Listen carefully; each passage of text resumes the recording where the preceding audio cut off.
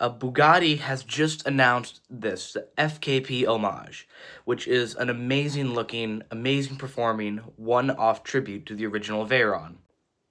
We all know the original Veyron because it's a legend to the car community. When it debuted in 1999, it seemed alien to the entirety of the world because of the numbers that it made.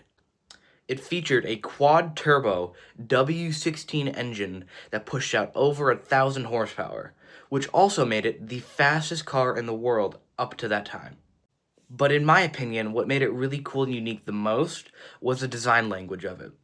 In a time period of the late 90s when pretty much all supercars were low front to the ground wedge-shaped, this came out and it was revolutionary.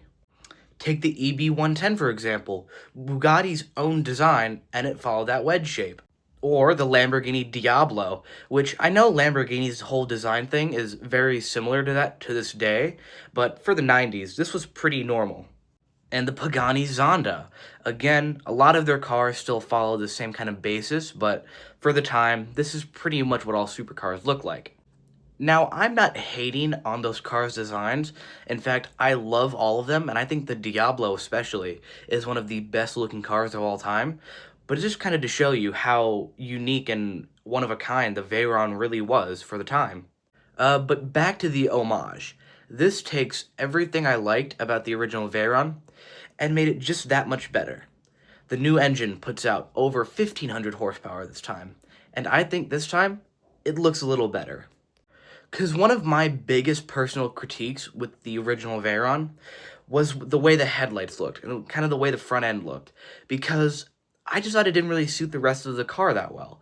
I thought the headlights were too boxy, I thought they were too big.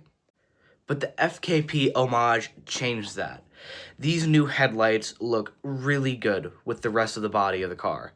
And they didn't really change much of it to begin with. Yes, they made it a little lower. They made it a little wider, which I think looks really cool, but most of the design language is still there, which is why I think this is one of, if not the best looking car in the past decade. What do you guys think in the comments? Let me know.